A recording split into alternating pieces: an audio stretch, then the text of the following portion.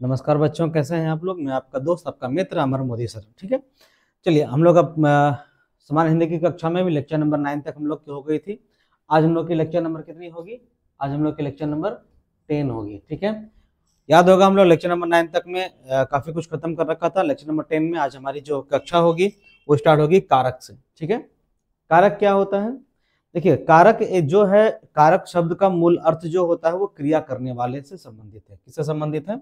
तो जो क्रिया करते हैं उनसे संबंधित है, क्रिया करने वालों से संबंधित है, क्रिया करने वालों से संबंधित है। संज्ञा या सर्वनाम के जिस रूप के वाक्य में, जिस भी वाक्य में, जिस शब्द में अगर उसका संबंध किसी कर्म से महसूस हो रहा हो, किसी काम से महसूस हो रहा हो, तो उसे क्या कहते हैं? कारक कहते हैं। इनके अन्य रूप को भी आप समझिए कि व्याकरण में संज्ञा और सर्वनाम शब्द की वह अवस्था जिसके द्वारा वाक्य में उसकी क्रिया के साथ कोई किसी प्रकार का संबंध प्रकट हो, वो कारक है। या संज्ञा या सर्वनाम के क्रिया को जोड़ने वाला चिन्ह, मतलब संज्ञा और सर्वनाम को क्रिया से जोड़ने वाले चिन्ह या प्रसर्ग, दोनों को हम क्या कहते हैं? कारक कहते हैं। उदाहरण के तौर पे देखिए, उदाहरण को एक बार फिर देख लीजिए। व्याकरण में संज्ञा या सर्वनाम शब्द का वह अवस्था जिसके द्वारा वाक्य में उसकी क्रिया के साथ संबंध प्रकट हो, कारक कहलाता है।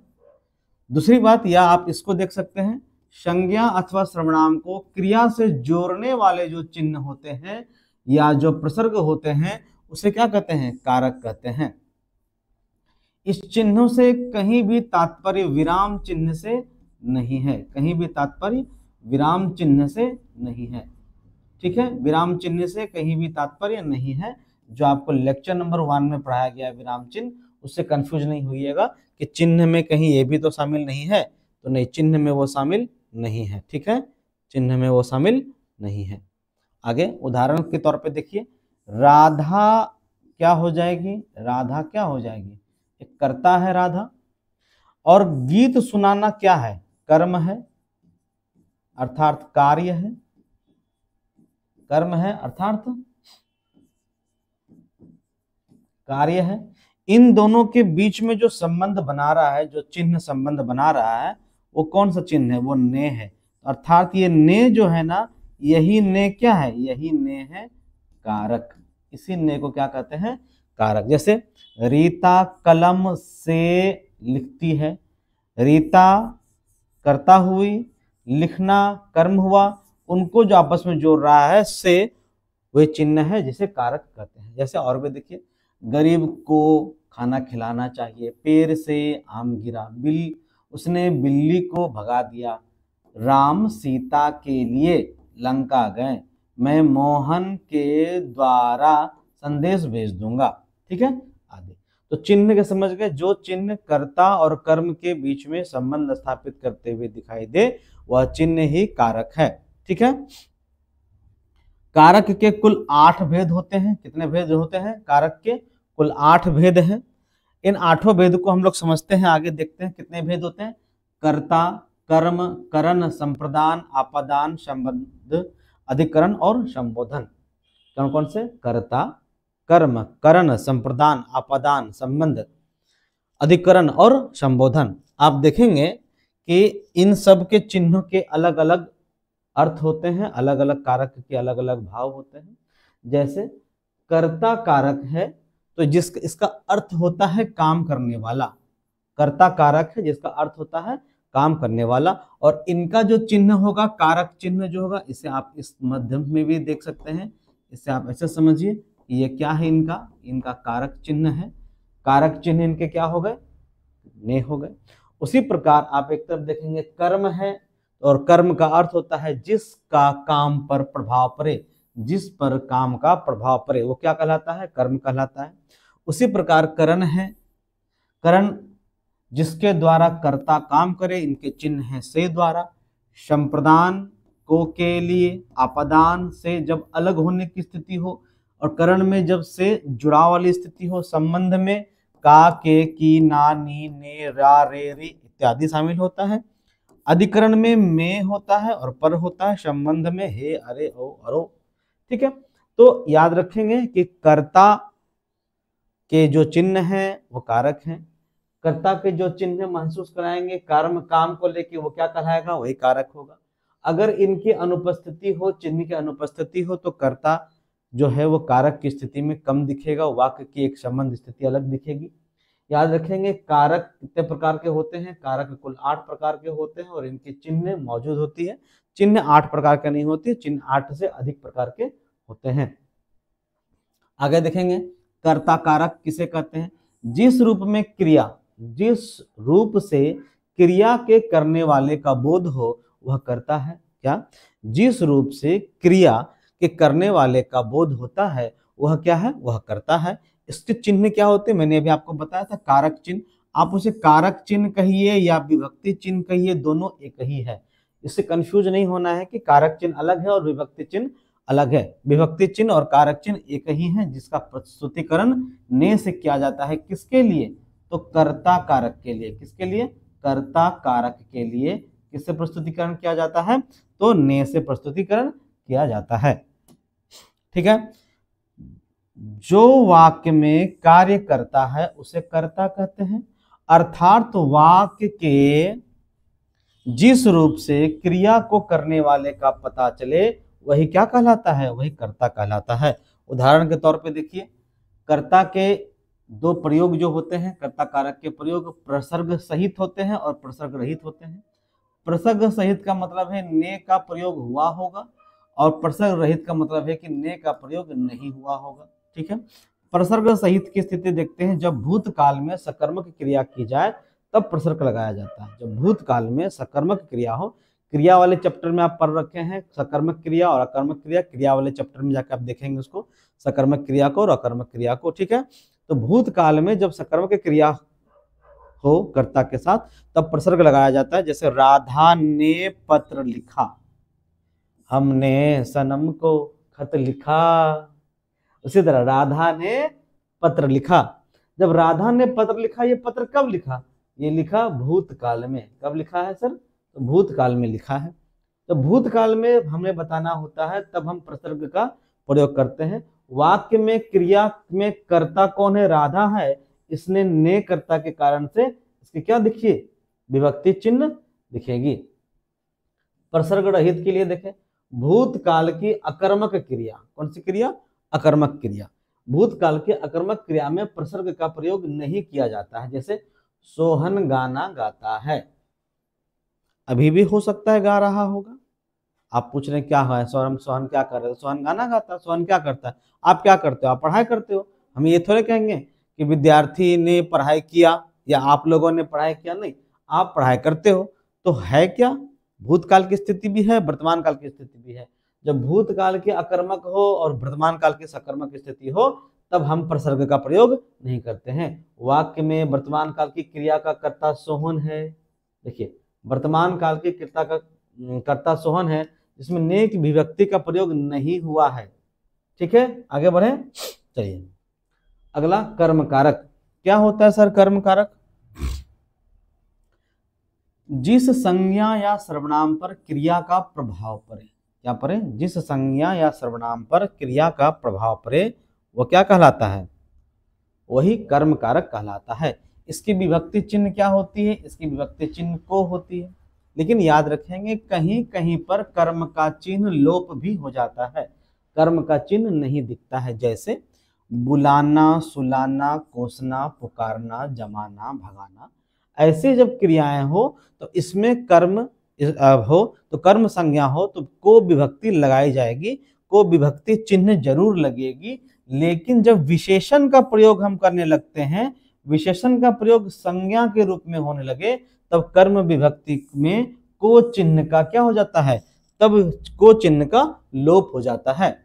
उदाहरण देखिए, मोहन ने कीड़े को मारा, माँ बच्चों को सुला रही है, मालिक ने नौकर को, लोगों ने चोर को, ठीक है, पकड़ा। कर्ण कारक, वाक्य के जिस साधन में क्रिया होता है उसे कर्ण कारक कहते हैं। वाक्य में जिस साधन से क्रिया होता है उसे क्या कहते हैं, कर्ण कहते हैं। जैसे आप कहाँ से कैसे आए, आप अभी कैसे पढ़ रहे हैं, आप मोबाइल से पढ़ रहे हैं, तो मोबाइल से पढ़ना, मोबाइल क्या हो गया, वहां पे कर्ण कारक हो गया। जैसे इसी में आपको देखिएगा इसमें दो विभक्ति चिन्ह हैं, किसके, करण के दो विभक्ति चिन्ह हैं, से और के द्वारा। कितने विभक्ति चिन्ह हैं, दो विभक्ति चिन्ह हैं, से और के द्वारा। जैसे बालक गेंद से खेल रहे हैं, बालक क्या हो गया यहाँ पे, बालक यहाँ पे कर्ता हो गया, गेंद यहाँ पे क्या हो गया, गेंद यहाँ पे करण हो गया। अब कहीं पूछा जाता है, और खेल रहे हैं ये क्या हो गया, कर्म हो गया। तो याद रखिए करण और कर्म के बीच में जो विभक्ति चिन्ह आती है वही विभक्ति चिन्ह क्या कहलाता है, करण कहलाता है, करण कहलाता है। ठीक है, वही विभक्ति चिन्ह क्या कहलाती है सर, वही विभक्ति चिन्ह करण कहलाता है। इस वाक्य में कर्ता बालक खेलने का कार्य गेंद से कर रहा है, अतः गेंद क्या हो जाएगा, गेंद से कर रहा है, गेंद करण कारक है। हमने आपको पहले ही बता रखा है। संप्रदान कारक, संप्रदान का अर्थ होता है कुछ देना। जब आप किसी को कुछ दे रहे हो, जिस वाक्य में किसी को कुछ देने या दिए जाने का बोध महसूस हो, वहां जो प्रयोग होगा वहां कहलाएगा संप्रदान कारक। संप्रदान कारक के जो विभक्ति चिन्ह में के लिए या को शामिल है, क्या है, के लिए या को, जब वाक्य में किसी को कुछ दिया जाए या किसी के लिए कुछ किया जाए। जैसे मैं आपको पढ़ा रहा हूं, मैं किसके लिए पढ़ा रहा हूं, तो मैं समान हिंदी सभी सामान्य परीक्षाओं के लिए, और नेट पे हिंदी नेट के लिए पढ़ा रहा हूं, हिंदी साहित्य नेट के लिए, तो के लिए। ठीक है, तो वहां पर संप्रदान कारक होता है। जैसे माँ बच्चों के लिए खाना लाई, माँ किसके लिए खाना लाई, बच्चों के लिए खाना लाई। मोहन ने गरीबों को कपड़े दिए, तो के लिए के उदाहरण में देख लिए और को के उदाहरण भी आप देख लिए। फिर आता है अपादान कारक, संज्ञा के जिस रूप में एक वस्तु दूसरे से अलग हो, अपादान होता है। जिस संज्ञा के जिस रूप में एक वस्तु दूसरे वस्तु से अलग हो, इस अलग होने की स्थिति में जन्म भी हो सकता है, उत्पन्न भी हो सकता है, डरना भी हो सकता है, दूरी भी हो सकता है, लजाना भी हो सकता है, तुलना भी हो सकता है। जैसे संज्ञा या सर्वनाम के जिस रूप से अलग होना, उत्पन्न होना, डरना, दूरी, लजाना, तुलना करना आदि का पता चले, वो क्या कहलाता है सर, वही अपादान होता है, उसे अपादान कहते हैं। कोई दिक्कत यहां तक? आइए, इसके विभक्ति चिन्ह क्या होते हैं, इसके विभक्ति चिन्ह से होते हैं। जैसे पेड़ से फल गिरा, अलग हुआ। सूरज घर से चला, अब घर से चला तो घर से अलग नहीं हो गया, ये घर से चलने का मतलब घर से अलग होना नहीं है, ये अभी क्या हो गया, घर से दूर हो गया, अभी घर से दूर है, तब भी वो अपादान है। बिल्ली छत से कूद पड़ी, सांप बिल से बाहर निकला, हिमालय से गंगा निकलती है। ठीक है, पृथ्वी सूर्य से दूर है, लड़का आसमान से बिजली गिरता है, इत्यादि इत्यादि। इतने सारे आप उदाहरण के तौर पर देख सकते हो। ठीक है, अगला है संबंध कारक। संज्ञा या सर्वनाम का वह रूप जिनसे दो वस्तुओं या दो लोगों के बीच के, दो वाक्यों के बीच के, दो शब्दों के बीच में संबंध महसूस हो, संबंध कारक कहलाता है। क्या कहलाता है?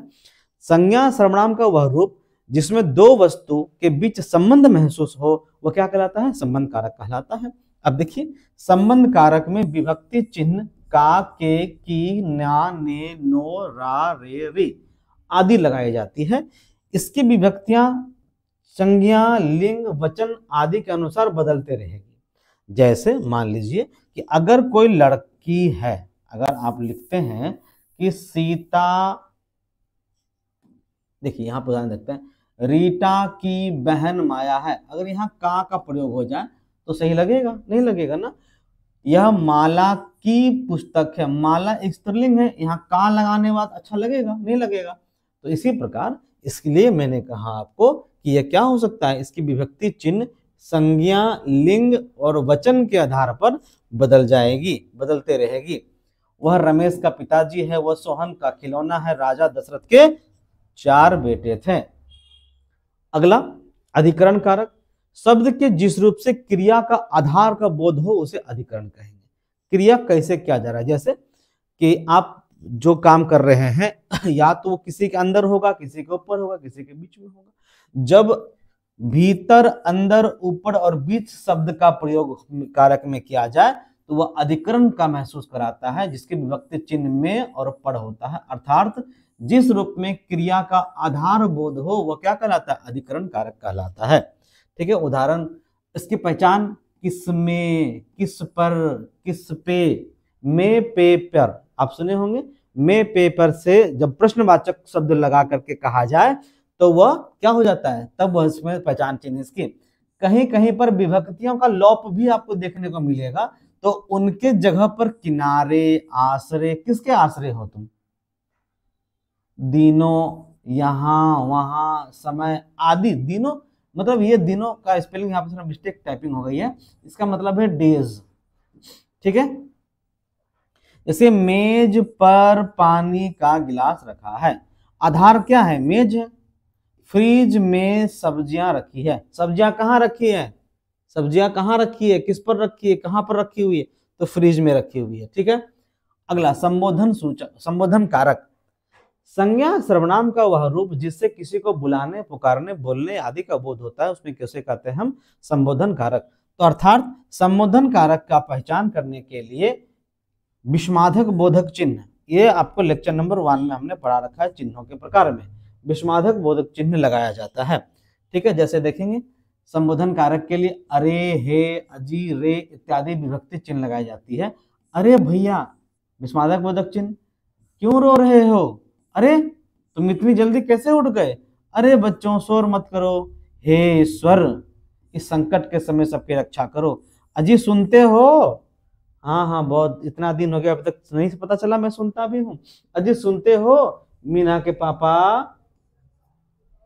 ठीक है, चलिए, तो हम लोग, मुझे लगता है कि अब तक में आपकी सारी चीजें कंप्लीट हो गई होगी कारक में। अगर कोई दुविधा होती है तो आप मुझसे पूछें। ठीक है, ओके, चलिए मिलते हैं और उम्मीद करते हैं काफी अच्छे से आप पढ़ाई लिखाई करेंगे।